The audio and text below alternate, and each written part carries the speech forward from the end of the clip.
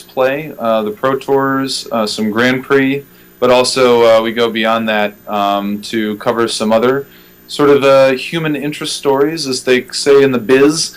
So our last episode was about, speaking of diversity, a high school group, a high school magic club. That was totally awesome. There was one girl that was present there. She had a great time. We all had a great time, and I think that this high school is a great model for an inclusive, welcoming atmosphere that other schools or youth groups can model. To bring it back to our discussion, that kind of fostering the healthy manners of play, so that it's especially in casual places where you're just hoping that the other person has as much fun as possible and doing everything you can to do that. And if everybody does that, then everybody has a great time. So that was my weird tangent off of plugging Walking the Plains. But yeah, just check it out on YouTube. Yeah, Walking the Plains is amazing, guys. I dare anybody watching to check out an episode and not fall in love with it. It's pretty great. Rada, very nice. Very nice. Do you have anything that you feel or you'd like to see get more attention? Yeah, and you know what? Actually, I want to bring up something that I've been asked a few times, and it's about diversity on Walking the Plains. Oh. And I think, for instance, this last episode, I mentioned there was one female present at the Magic Club, but she did not appear in the final edit of the interview, final edit of the videos as an interview. She's there in the footage, and we have some sound bites with her gaming at the table. But also the opening sketch, 4 white males, credit sketch, 4 white males. So this was an episode of Walking the Plains. There have been other episodes where there are women, there are minorities. The lead actor in episode number 24 is an Asian American who is very vocal about Asian American representation, or just minority representation in general in show business, particularly in Philadelphia theater. Mm-hmm. And I hired him for my video. Now, did I hire him for the video because I wanted a non-white person opposite me? Kind of. Yeah, I kind of did, because I thought it would be more interesting. But I also just hired him because he was a fight choreographer specialist, and I wanted to write a fight. So I was just like, this guy's clearly the guy, The fact that he's Asian American and very proudly represents his culture. He grew up, his parents owned a Japanese restaurant growing up, and he grew up in the restaurant. Those are all things that are important to him. The diversity on my show is important to me. But ultimately, the episode is not about any of that. It's about 2 guys getting into a kung fu fight. So my point is that it's very strange to try to manage some of your goals for diversity while also just having a job that's completely unrelated to that. So I've had other people, like my mother played an oracle, a mystical oracle, who told Jerry Thompson what to play at the Pro Tour. And that was one of the first female scripted roles that I had in the show, and it was several episodes in. Yeah, that's actually a good plugin as well, right? Christine Spankel is an excellent cosplayer and is on Facebook No and problem. is a regular on You're welcome. Diversity. Or sorry, you're Walking the welcome. Plains. Do you want to be a? Do you want to be an admin? Do you want to be an admin? Nothing. Who are you talking to? No, in this chat. Oh, you're talking to me? Hey, sorry. I thought I had this mic turned off. My bad. Oh, okay. I'm such a professional. That's right. Yeah, Yes, Christine Matt, is I'm talking to awesome. We definitely want to have more diversity in Walking the Plains. Okay. It's definitely a goal of mine to try to improve diversity in Magic in ways that I can. But also, it's like anything in life. I mean, there's only so much energy you can devote to a cause while also just doing everything you need to do in order to do your job. Yes. And I think that, you know, yeah, same thing with my play group. You know, there aren't any women in my casual play group right now, and would I love there to be more? You know, yeah, I would, and I can definitely be doing more. And the question is how many people want to just admit to themselves that they could be doing more to be more inclusive? How many people just want to sit back and say, well, it's not my job? I think those responses are all pretty normal. But I would just like to believe that if we all have a general desire to be more diverse, and we do the little things when we can, when it's convenient, when the door is already open a crack, and, you know, I know the guy who can choreograph a kung fu fight, and he happens to be Asian, I'll just happily do that, you know, and good about it, you know, and just look for more opportunities like that, even if you can't prioritize it or make it the most important thing in your life.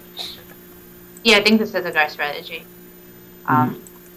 I think just, you know, doing the little things, or just, you know, setting one little goal at a time, maybe just, you know, just being more mindful to people, just being more welcoming. All the little steps they add up. So, what about guys? What about testosterone? You know, one of the things I think is like really tricky for gender relations right now is like we just don't know how much of our difference is biological versus cultural. This is a very heady philosophical issue that I will first and foremost claim that I have no scientific expertise on.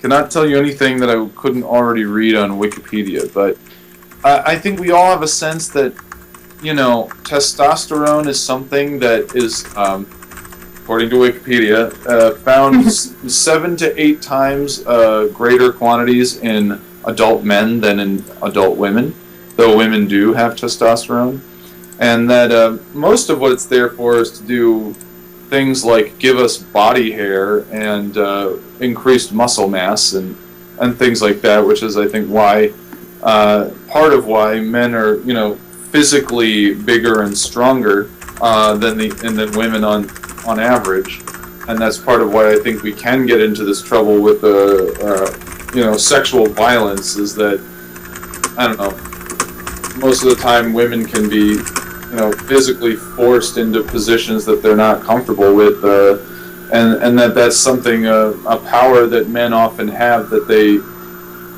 feel as though they should exercise, they're meant to do it, you know, they feel like they have all this testosterone to use in one way or the other. And I think it's about, if we're going to see progress in the male community, it's about finding healthy channels for these urges relating to anger and aggression and sexuality, and exercising, you know, physical brute force and whatnot. There has to be better ways to do that than by raging out and, you know, like punching your friend. You know, if he's a guy, maybe you punch him, and maybe everybody's supposed to think it's funny that you injured your friend by punching him in the ribs.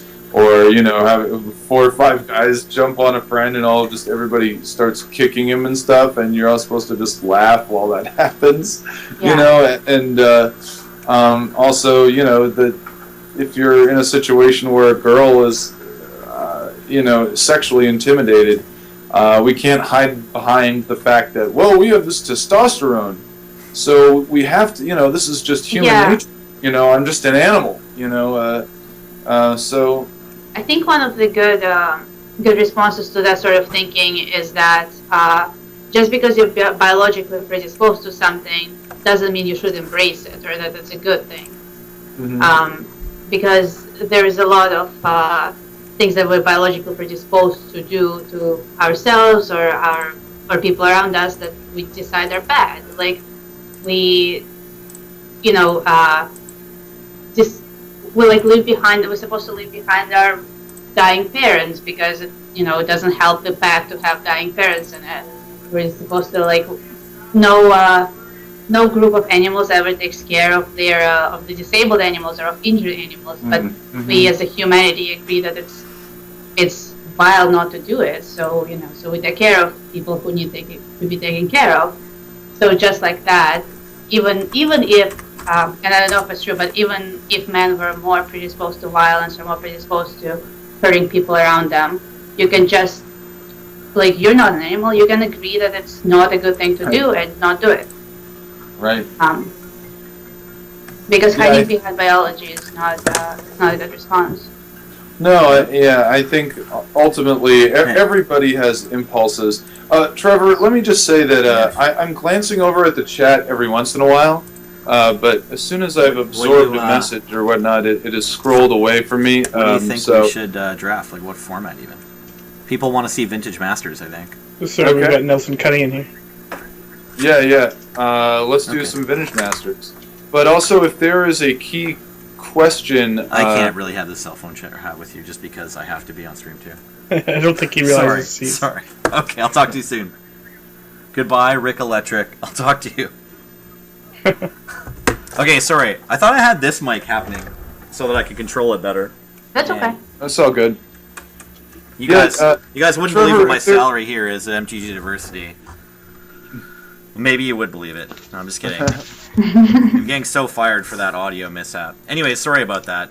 No problem. If there are questions in the chat that we think are good, we can also address I those. wanted to highlight, I think the most important one we've seen so far is the difficulty people face when they realize that they probably are supposed to call someone out, but that's maybe not something that has happened in their local gaming store before, and they sort of don't know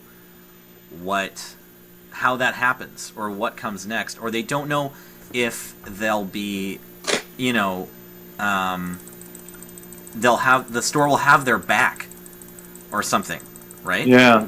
So they just don't know. Well, first of all, you really just want the owners of the store to be on board with having like a good code of conduct. And I think. Am I still there? Hi, Nate. Hello? I think we might have lost Nate. We might have lost. I think we lost Nate. Did we lose Nathan? Okay, we'll try to put him back in the chats here. Just a second. There was a card that said "flip a coin." Oh, there you are. Okay, great. Hey, we lost you for just a second.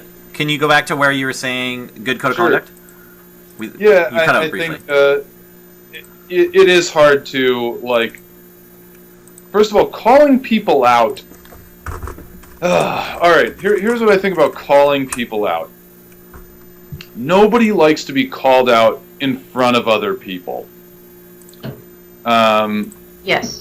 If somebody makes a bad rape joke, it doesn't make them an awful person. They're just, maybe they have a little blind spot. Maybe they just thought it would be funny and they didn't see the harm in it or whatever. I think the thing not to do is to stand up and in front of everybody else say, "Hey man, that's not cool. Don't say rape."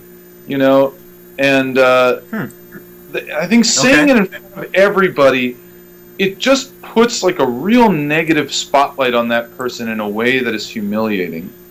And I think if I were that person, I would feel very embarrassed indeed, and perhaps defensive, confrontational even. What I recommend is that if you know this person, just next time you see him in the hallway, or if it's really important, like it's something really bad, just say like, "Oh hey man, can I just talk to you for a second?" And just find like a little private space and just say, "Hey, I'm just when you said that thing about rape monger, I just it just made me feel a little icky or something, And then the private talking to, right? Yeah, a private thing. And now it could be that the person could respond in one of a couple ways. One is that they'd be like, "Oh, geez, I'm so sorry. I didn't realize. Yeah, I'm sorry. I was just being thoughtless and careless. They might instantly apologized